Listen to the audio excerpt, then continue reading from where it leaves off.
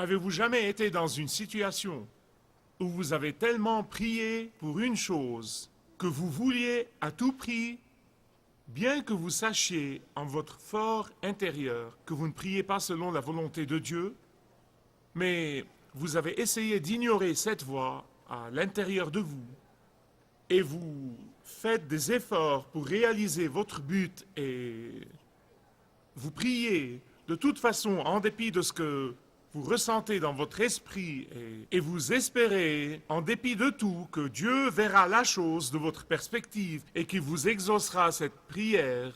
Peut-être même que vous espérez convaincre Dieu que la direction que vous avez choisie est la bonne direction et non pas la direction dans laquelle il voulait vous prendre. Le psaume 139, 7 et 8 dit, le psalmiste dit, « Où irai-je loin de ton esprit? Et où fuirai-je loin de ta face? Si je monte aux cieux, tu y es. Si je me couche au séjour des morts, t'y voilà. » Le plus triste dans l'histoire, c'est que Jonas connaissait ce psaume, mais il ne l'a pas pris à cœur. Beaucoup de croyants au Seigneur Jésus-Christ connaissent ce psaume et connaissent la parole de Dieu, mais ils ne les prennent pas à cœur. La vérité sur votre évasion de la volonté de Dieu dans votre vie et du plan de Dieu dans votre vie,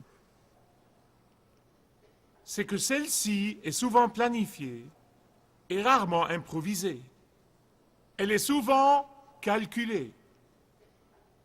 Elle est planifiée, organisée et calculée. Et c'est pourquoi deux des mots les plus tristes dans le livre de Jonas se trouvent dans le chapitre 1, verset 3. Nous avons commencé une série de messages sur le livre de Jonas intitulé « Sûrement pas moi et absolument pas eux ». Et nous avons vu dans le dernier message que Dieu a appelé Jonas à aller à Ninive afin de déclencher un réveil, afin de proclamer la parole de Dieu et le message que Dieu lui avait donné. Mais Jonas n'a pas aimé ce que Dieu lui avait demandé de faire. Il n'a pas aimé la volonté de Dieu dans sa vie. Il n'a pas aimé le plan de Dieu pour lui. Et donc, il a décidé de suivre son chemin. Et aujourd'hui, je veux vous montrer Jonas qui prend délibérément la direction exactement opposée à l'appel de Dieu. Quels sont ces deux mots tristes? Eh bien, dans le verset 3 du chapitre 1, « Mais Jonas », pouvez-vous le dire avec moi? Au lieu d'être rempli de gratitude et d'action de grâce pour le Dieu qui l'appelle à faire quelque chose de grand pour lui, quelque chose de puissant pour lui, la Bible dit « Mais Jonas ». Il est allé à Joppé, qui est la mauvaise direction pour commencer. Regardez la carte de Gath où il était. Et il s'est acheté un billet sur le navire qui faisait route vers Tarsis dans la direction opposée à Ninive. Tarsis était en Espagne. Ninive est à l'Irak d'aujourd'hui. Jonas, en fait, s'est éloigné de Dieu autant qu'il le pouvait dans la direction opposée. Il s'est éloigné de la volonté de Dieu pour lui autant qu'il le pouvait. Et Jonas pensait probablement qu'il allait s'en tirer, et il s'en est tiré pour un moment. Mais écoutez-moi, le problème de Jonas n'était pas géographique. Les problèmes n'ont jamais été géographiques, ils sont spirituels. Dans mon cas, Dieu m'a pris à une distance de 16 000 kilomètres loin de mon pays afin d'accomplir son but dans ma vie. Le problème n'a jamais été géographique, le problème est spirituel. Tarsis, pour vous et pour moi, est le lieu de votre choix où vous pensez que vous pouvez secourir et vous pouvez servir et où vous voulez être. Tarsis est en fait le lieu de votre choix et non pas du choix de Dieu. C'est le lieu où vous dites à Dieu, Dieu, c'est un lieu tout à fait comme un autre. Mais Dieu, c'est précisément là où ça bouge vraiment. Dieu, c'est là où je voudrais être. Tarsis est ce lieu dans votre vie où vous vous contentez de ce que vous avez. C'est le lieu dans votre vie où vous vous sentez bien et protégé et satisfait. Écoutez avec soin. Beaucoup de gens sont en fuite aujourd'hui. Ils ne veulent pas faire face aux situations difficiles. Ils ne veulent pas faire face aux problèmes difficiles. Et donc, ils fuient. Ils rencontrent un problème marital et qui n'en a pas. Et ils fuient. Ils rencontrent un problème au travail et qui n'en a pas. Et ils fuient. Ils rencontrent un problème dans le ministère ou dans le service et mon Dieu, qui n'en a pas. Ils fuient. Ils fuient, ils fuient, ils fuient. Pourquoi? Parce que Tarsis semble tranquille. Tarsis semble attirante. Tarsis semble accueillante. Il a hâte de prendre ce navire. La fuite de Jonas, de l'appel de Dieu sur sa vie, était calculée. Elle n'était pas improvisée, mais calculée. Il a trouvé un navire. La Bible dit qu'il a trouvé un navire. N'est-ce pas merveilleux? Il a vite trouvé un navire. Il n'a pas attendu longtemps. Vous savez, vous dites, n'est-ce pas gentil de la part du Seigneur de m'assurer un navire? C'est vraiment merveilleux. Ah, n'est-ce pas une heureuse coïncidence que le navire aille là où je veux aller? N'est-ce pas providentiel? N'est-ce pas fortuit? Ils se convainquent eux-mêmes que Dieu doit avoir un plan B, et je vais être dans le plan B parce que je ne suis pas vraiment à la hauteur du plan A. Écoutez, et écoutez bien, Dieu n'a pas de plan B, il n'a que le plan A. Soit vous montez à bord, soit vous descendez, à vous de choisir. Vous savez que vous fuyez la volonté de Dieu, mais oh, les choses sont en train de s'arranger, je dois me sentir à l'aise. Dieu sûrement ne voudrait pas m'envoyer là où je ne veux pas aller. J'ai entendu beaucoup de gens dire tout au long des années, Dieu veut que je sois heureux. Bien-aimés, écoutez-moi, Dieu veut que vous soyez saints. Sûrement que Dieu ne veut pas que je témoigne à son nom dans une situation et un environnement potentiellement hostile. Sûrement, il ne veut pas que je prenne position en sa faveur et que je mette en danger cette affaire lucrative pour laquelle j'ai tant travaillé. Sûrement, il ne veut pas que je sois marginal, que je sois différent des autres dans mon lieu de travail. Sûrement, Dieu ne veut pas non plus que je sois un rabat-joie avec mes amis à l'école. Sûrement. Ah, je peux me contenter du plan B. Dieu va me l'accorder. Sûrement, pas moi, et absolument pas eux. Le problème, c'est que fuir la volonté de Dieu et désobéir à la volonté de Dieu est agréable au début, réellement. Vous savez, quand la Bible dit que le péché est agréable pour un moment, les gens pensent qu'elle parle des péchés sexuels. Elle parle de tous les péchés. La désobéissance est agréable au début. Sauf que vous êtes incapable de voir cette tempête qui est à l'horizon. Seul Dieu peut voir cette tempête, car c'est lui qui l'a envoyée. Elle allait éclater quelques semaines plus tard.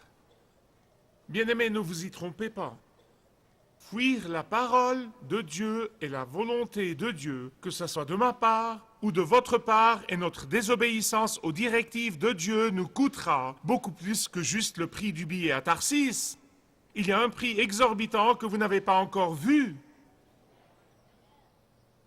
Mais vous savez, la chose que je ne comprendrai jamais avant d'arriver au ciel, c'est pourquoi Dieu ne nous donne-t-il pas un grand coup sur la tête dès que nous commençons à prendre la mauvaise direction? Je peux vous dire pourquoi. Après 45 ans de vie avec le Seigneur, je peux vous dire que le Seigneur est un Dieu extrêmement patient. C'est un Dieu miséricordieux, c'est un Dieu persévérant, c'est un Dieu généreux, c'est un Dieu compatissant, c'est un Dieu très patient, à tel point que l'apôtre Paul nous prévient, ne vous méprenez pas sur la patience de Dieu, n'interprétez pas à contresens la patience de Dieu, ne tentez pas la patience de Dieu. Et juste au moment où Jonas a fini de justifier toutes les choses qui se passaient dans sa vie, ah, je dois être dans le plan B de Dieu car je n'ai pas aimé le plan A. Juste au moment où il a pensé qu'il allait s'en tirer, Et juste au moment où il a commencé à respirer l'air frais de la Méditerranée et qu'il a commencé à se détendre sur ce bateau de plaisance, les problèmes ont commencé. Regardez le verset 4. Regardez le verset 4. La Bible dit, « Et l'Éternel envoya un grand vent sur la mer. » Oh, bon Dieu, qu'est-ce qui s'est passé? Qu'est-ce qui s'est passé? Il s'est traîné pendant 100 kilomètres. Il a marché. Il a probablement fait 100 kilomètres à pied, et je ne sais pas combien de temps ça lui a pris de sa ville natale, de Gath à Jopé. Et rien ne lui est arrivé, il n'est pas tombé, il n'a pas trébuché, il ne s'est pas cassé la jambe. Oh, ça doit être de Dieu. Puis, là, il a trouvé le navire qui est arrivé par hasard, qui était juste là. Quelle chance, hein? Extraordinaire.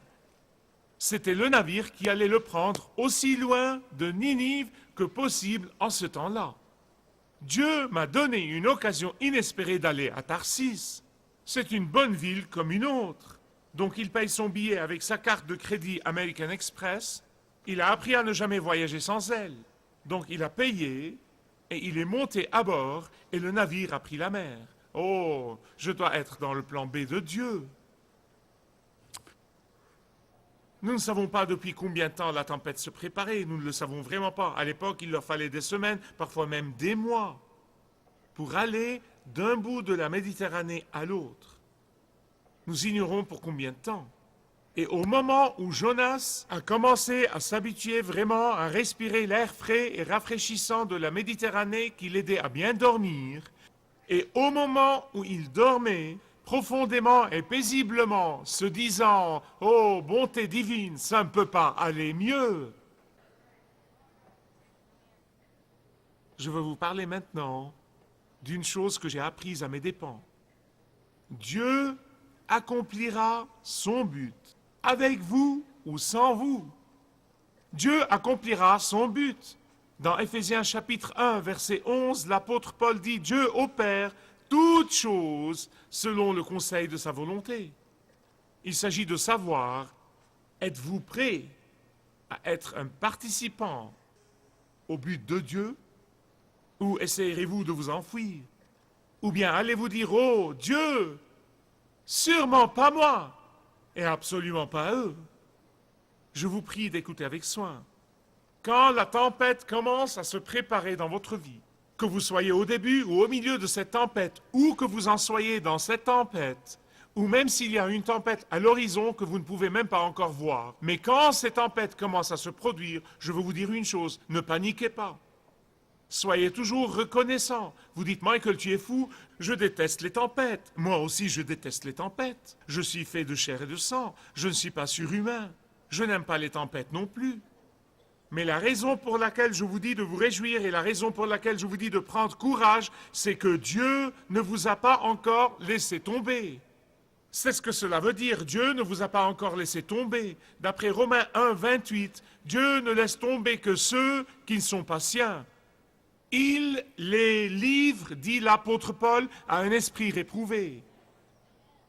Eh bien, pensez-y. Et vous, les parents, vous allez comprendre ce que je vais vous dire. Personnellement, je m'intéresse toujours, je m'intéressais et je m'intéresserai toujours à discipliner, former, défier, encourager mes enfants, et non pas les enfants de mon voisin.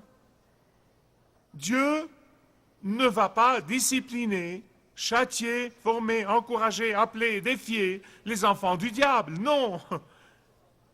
Vous voyez, Dieu est trop miséricordieux, il est trop gracieux et aimant pour laisser ses enfants dériver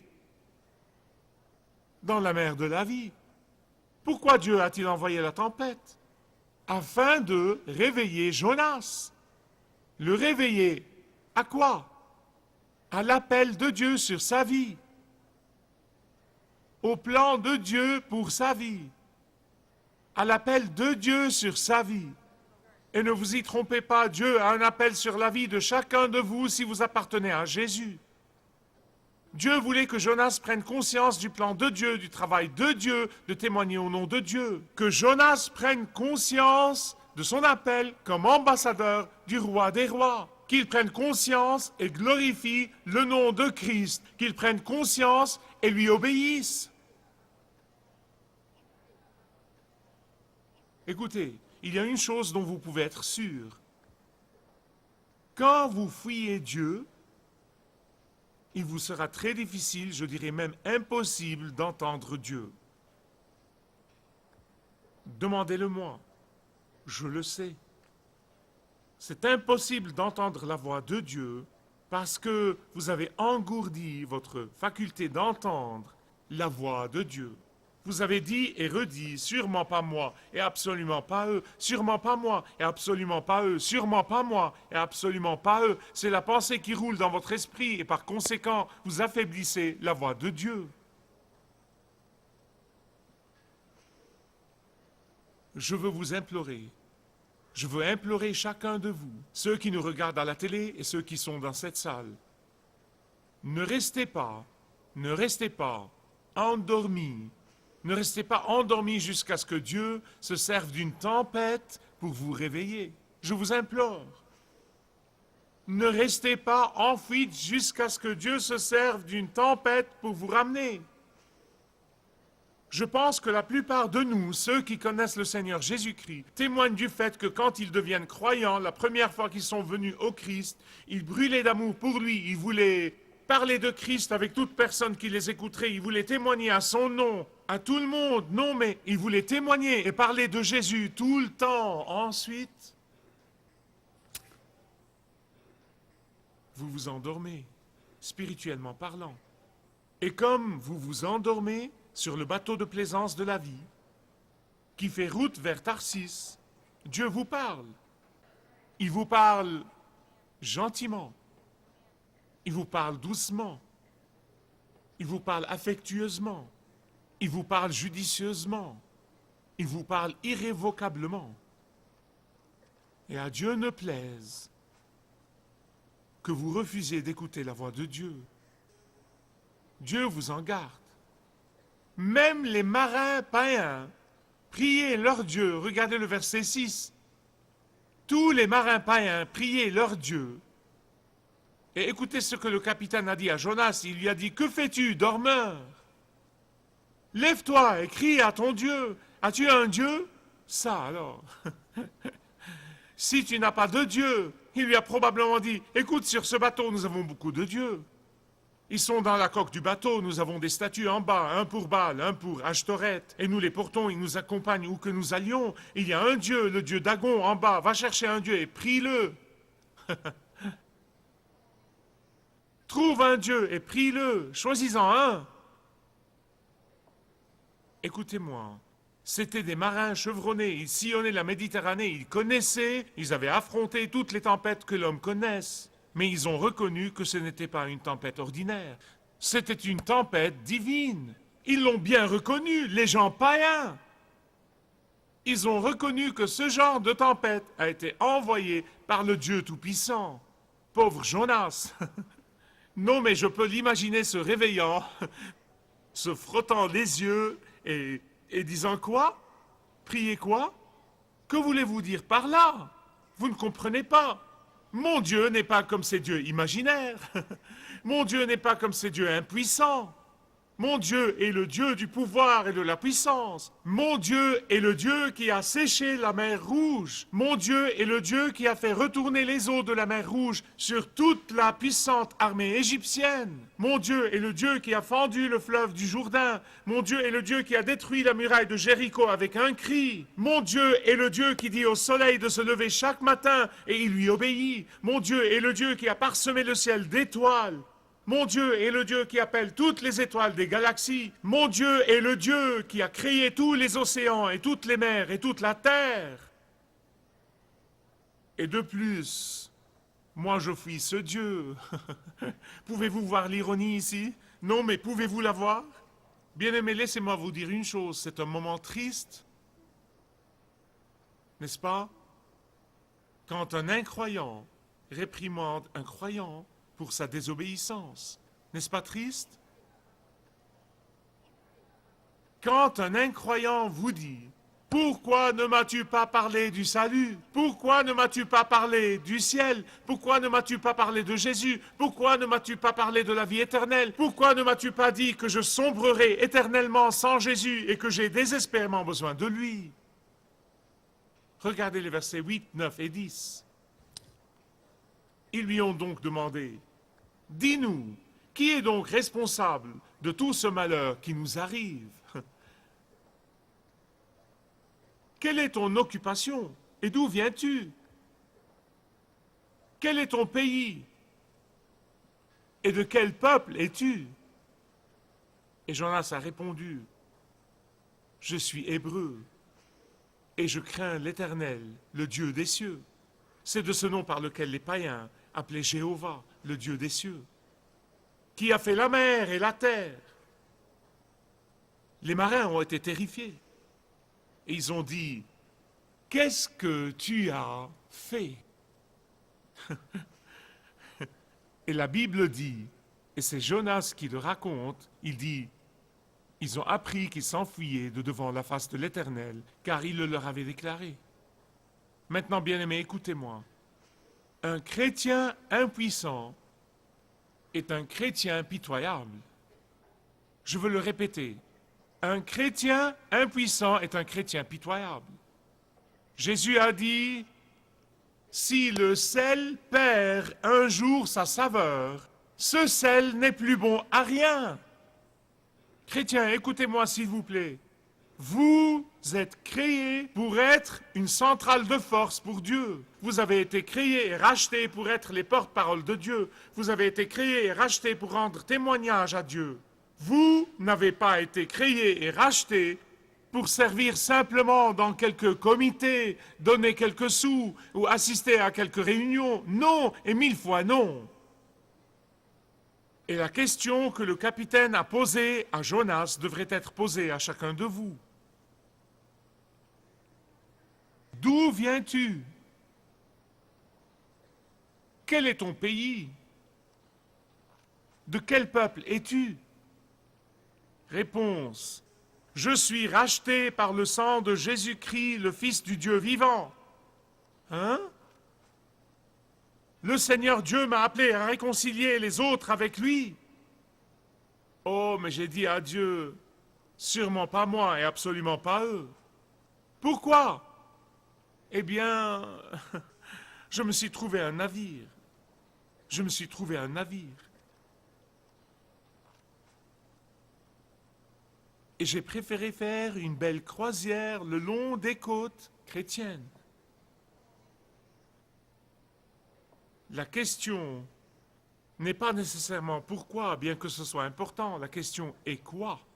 Il y a des gens qui m'écoutent probablement aujourd'hui et qui vont se demander pourquoi ils se sont retrouvés à Tarsis, pourquoi ils se sont retrouvés sur ce navire, et ils se sentiront peut-être coupables et ils sortiront avec un sentiment de culpabilité, ne s'attaqueront jamais vraiment au quoi.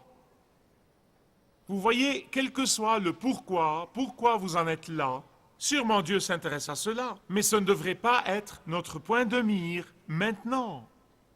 Vous devriez focaliser sur le quoi. Qu'est-ce que je fais maintenant? C'est sur ça que Dieu veut que vous focalisiez. Le diable veut que vous focalisiez sur votre culpabilité passée, que vous disiez « Oh, j'aurais dû faire ceci et cela, laissez tomber ». Dieu veut que vous focalisiez sur le quoi. Que devrais-je faire maintenant? Rendons grâce à Dieu, car il est notre Dieu et il est le Dieu des deuxièmes chances. Rendons grâce à Dieu que nous ne devons pas être jetés à la mer et nous ne devons pas être avalés par un grand poisson. Si vous voulez un réveil dans votre pays, si vous voulez un réveil dans votre école, un réveil dans votre quartier et un réveil dans votre travail, descendez alors du bateau qui fait route vers Tarsis. Sonnez l'alarme du mécontentement de Dieu, de ses enfants en croisière. Sonnez l'alarme pour que les gens commencent à craindre Dieu encore une fois. Réveillez-vous avant que ce ne soit trop tard. N'attendez pas une tempête. Je vous implore, n'attendez pas une tempête dans votre vie. Revenez à votre premier amour aujourd'hui. Revenez à votre premier appel aujourd'hui. Revenez au but initial de Dieu pour vous aujourd'hui. Mes bien-aimés, peu importe combien vous vous êtes éloignés, vous ne pourrez jamais vous éloigner du Seigneur. Vous serez toujours à portée de sa main et il veut que vous reveniez à lui.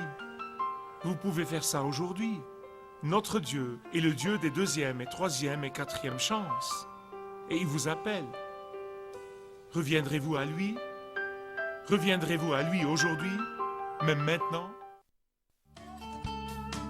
Si vous désirez connaître Dieu d'une manière personnelle, demandez le livret « Retrouvez la joie que vous avez toujours désirée » et vous pourrez découvrir l'amour de Dieu pour vous et apprendre comment expérimenter son pardon.